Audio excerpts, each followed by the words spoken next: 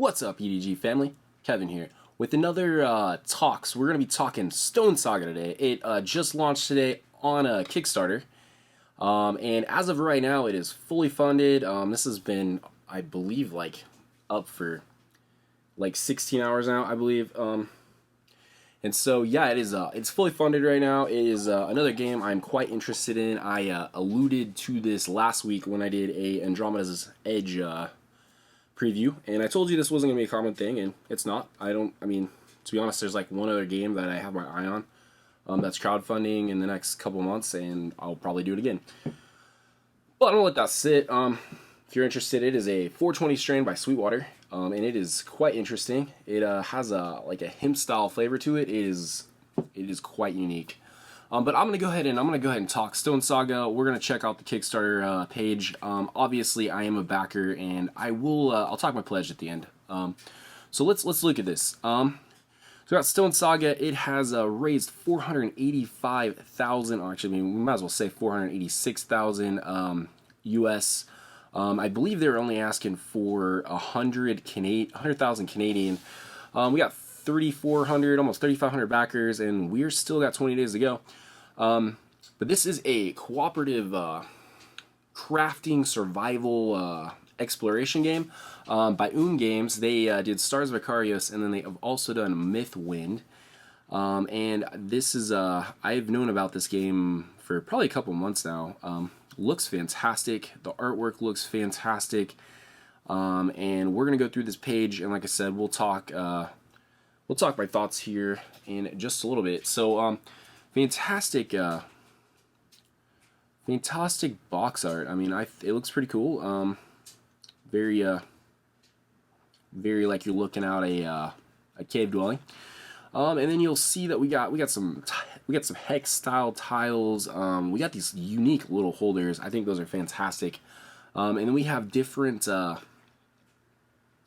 character boards. And so it's a full co-op game. Plays 1 to 4 in the base game. Over 30 hours of play. It's fully replayable campaign, it says, and it's taking about 60 to 120. Throwing out some mad credit for some Star Wars X-Wing and Star Wars Legion designers Max Brook and Luke Eddy. They have a lot of content out there that they talk about this game. So if you're looking to really dive deep in there are those conversations with those developers out there. I know Jeremy on Man vs. Meeple. I've watched his video. He likes this game. If you get so we're not quite 24 hours into it, so you got a couple days to figure out if you're gonna pledge. And nice little cool early bird special. But there you go. It's a cooperative survival crafting game. You're gonna be taking mantles, which are going to be different characters over different, I'm going to go off book here, different generations. Your characters are going to play, you're going to play them, and then you're basically going to retire them, and you're going to be able to take some of their abilities on. I know a lot of the people that have play tested have only played the first 3 missions. They mentioned that the first little session is very tutorial based. So I feel like a lot of them don't have a huge grasp of where the game will go over that campaign. But there's a lot of really cool mechanisms in this game. There's going to be crafting.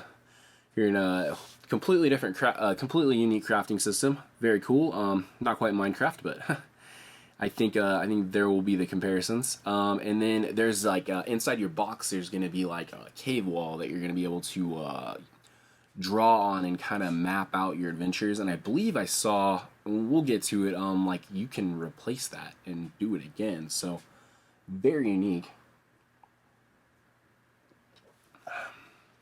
Oh man, this thing is, I'm gonna use a word that you don't usually use with beer. This IPA is quite dank. There's definitely some good playthroughs. I've watched a little bit of Won't Stop Co-op Shops on I think it's a little bit of the content I've seen on some of the playthroughs. And then it looks like you're basically going to get into your core box at about $100 US, 132 Canadian. And it's going to get you 4 characters, 2 behemoth minions, and we'll get there. We'll talk about what those are. A companion, which I wasn't even aware that there were companions in this game until I got onto this Kickstarter page, so that's kind of cool. A lot of cards, a lot of tokens, and like I said, it's a 30+ hour quick saving storage system, and a lot of terrain tiles. And I know there's stretch goals that are going to unlock more of that stuff. So the all-in pledge, which I guess this is everything in the core, yeah. $200 for 2 expansions. You'll have a Meal and Myths expansion, and then Nature of the Beast. This one, I was looking at this earlier, and Meal and Myths, Meal versus Myths. This looks really interesting to me. I love to cook. I'm a huge barbecue grill person, and I feel like that bringing that mechanic into the game, with everything else that's already there, and I believe that stuff's got to be lower on the page. An extra behemoth, an extra playable character, and yeah, it increases your player count by 1. That to me is worth it. I'm not sure how the companions are going to play, so I'm looking at this Nature of the Beast, and I know that they're priced the same, so I'm just going to point that out. For me, I'm definitely interested more in one than the other. So yeah, more nice things to say. Man vs. Meeple all over this page. And then yeah, so you got your core box, and this is what we're gonna be talking about. We got different mantles. We got a Seeker, a Wanderer, a Mantle of the Protector, and then a Storyteller. So definitely a little bit of asymmetry with the roles you're gonna be taking on. And then there's the companion that's included in the box. So I'm not, like I said, I'm not unsure about how the companions work. And then you're gonna have a Behemoth of the Forest, very unique looking, and then Behemoth of the Peaks, and he looks really, really cool. So to have 3 of those, and I believe those are basically going to be you're going to interact with them, but they're not necessarily a danger. I think it kind of is going to create a whole different decision space on kind of how you're going to interact with them. So I think that's very cool that expansion is going to give you a 3rd one of those. Looking. I didn't want to say this earlier because I saw that mini. There's a really cool trailer just at the very top of this Kickstarter page. I saw it a couple weeks ago, I think is when it dropped, and it really pulled me into this game. It was probably one of the best board game trailers I've seen. I've seen quite a few good ones. So yeah, we got different terrain tile. We got Vale and Plateau regions. That's also pretty cool. And then some unique terrain tiles. And then you're going to have 7 terrain trays in the base box. So those are basically going to connect all of your all those tiles, and you're going to flip them in your Sworn. If you kind of look at them really cool, I didn't really notice this. I kind of thought they're just white. They got like this cool like fog of war style thing where you could see like specific stuff, maybe like higher, closer objects, but you can't really see it all. So it might like show you what maybe some key features are when you're like exploring the different tiles in the game. But then you're gonna have some overlays which are gonna add on top, and I know there's some like outposts that you're gonna be able to build at specific locations. So those will be like really cool when you have to like try to get back there. Probably gives you a bonus for ending a turn or being there at specific times. Some more mantle powers, so more asymmetry and kind of build your character out a little bit. And then you're gonna be mining tokens. So I feel like that's part of the game. Which I mean, it's funny they directly call it mining, but I guess there are like four different like activity mini games, and mining is one of them. And then you got 20 challenge cards, and I'm going to talk about the challenge cards for a minute. From what I've heard in this game, a lot of the gameplay and what you do is going to be based around the different challenges you're trying to complete. So I feel like that alone, you're going to be getting a new challenge every game, and I'm sure there's going to be challenges you probably will get through and not maybe even see if there's that many of them in the game. So discovery cards, you got some character cards, which I think is just basically how you're going to fill your character out. And then outposts and structure cards, so that's cool. And then you got foraging cards, and that's kind of another little mini game in there where you're gonna have to take the specific things you're trying to get, and there's gonna be like wild beasts and animals. You can kind of see them on there that I believe they will attack you. So you might be setting your like more hunter character. I don't know if they have a ability that helps them deal in that situation. But then you got 10 fishing cards, 35 delving cards, 150 items. That's 150 plus items. That's awesome. I'm wondering how many of those are unique. I mean, it's easy to say 150 items, but I'm imagining most of them are probably going to be pretty unique because that's part of your crafting system. A token tray, which I approve. And then a lot of tokens. So some status effect tokens that are going to go on your character. Some, like I said, foraging or fishing tokens kind of thing when you catch fish. Very cool. Very cool. Lots of tokens, but let me draw on tokens. And then I haven't mentioned this yet, but part of like your capacity to carry stuff is going to be based on what you can fit in your little bag. It looks like it's kind of like a dropped double player board situation, and you got to be able to fit those tokens in there to be able to like take them probably between rounds, something like that. And then you get your rulebook, quick play. This is what I was talking about. These primal cave wall sheets are basically gonna be like replacements. So if one of those people that are like worried you're gonna damage your box or whatever, you could probably just do it directly on there and not even write on the inside of your box. Journal, colored pencils. I thought that was unique. Very cool. And then it will have a storage solution, which is always kind of a difference maker to me. But we got there we go. We're gonna be talking about meal and mythics. So you have adds a fifth player, adds another mantle, the mantle of the mythic, and then that behemoth of the hollows. That looks pretty cool. It's like almost like a deer, like a stag or something, but that's very unique. And then you're gonna have more cooking. You're gonna be cooking component tokens, eggs and berries, and then your cookbook with 20 meal cards. So that's almost gonna be like maybe its own little crafting mini game on its own. Additional terrain tiles, because you're going to get 7 unique terrain tiles, and that probably has a lot to do with maybe the behemoth, the hollows, so maybe that's kind of its region, and those will kind of compensate for that. And then just more cards, 20 gold cards, 20 character cards, 10 night cards. That's just more cards. That's awesome. More mantle powers too. And then it'll have its own storage solution. So I did ask, because this will make a difference specifically on like picking up both expansions.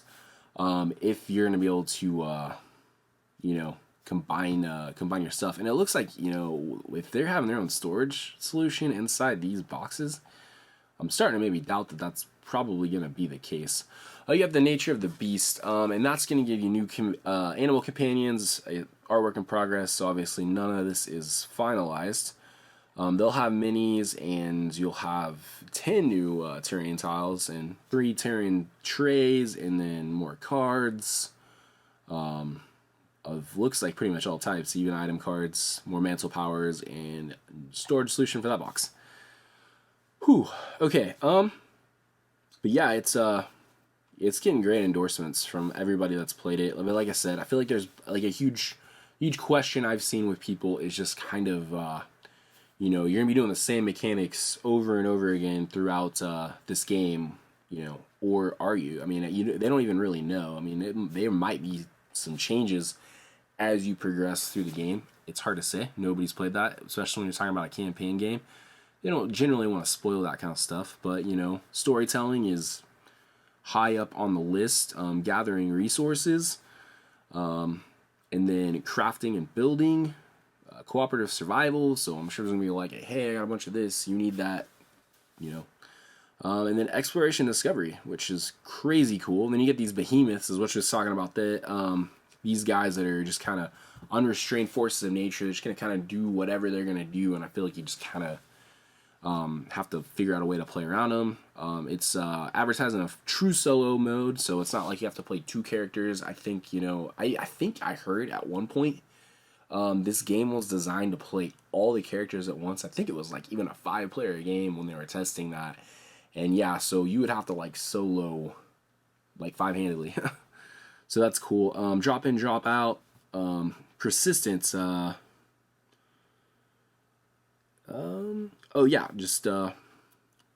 Basically bring in stuff from every game on through your characters and through future generations. You're able to bring in players, bring them out.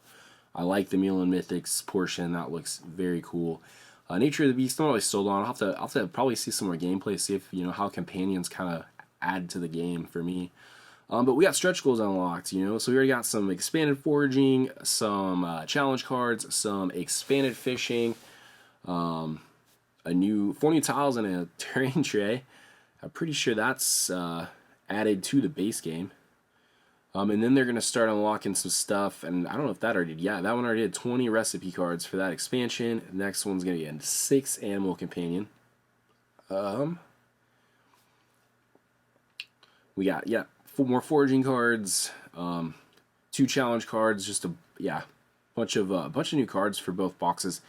And then at 1 million Canadian, we don't know, but I believe in the update today they were pretty excited about it. Yeah, these are going to be 55 US separately. So, you know, that's 155 for the base game and just one expansion, 200 or whatever. I think that was what it was for both. Let's get that. About 198. So it's saving you about $12 if you get them both. And then there's a recharge pack. So more cards, I believe, just to continue playing through a campaign over and over again. And then I just think we have a bunch of endorsements. How to play video, rule books on here, tabletop simulator. I feel like that's getting pretty common with some of these Kickstarters these days. Board Game Co. I just watched that video this morning.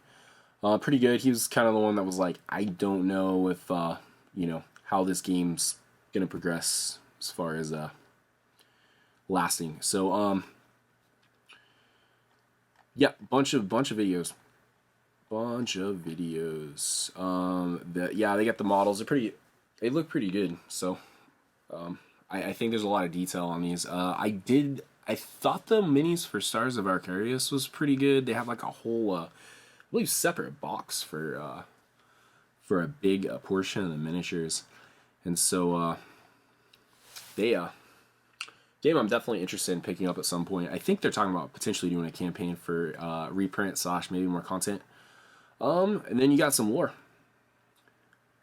Leave that there for a second. You guys can pause that if you want to read any of this stuff. And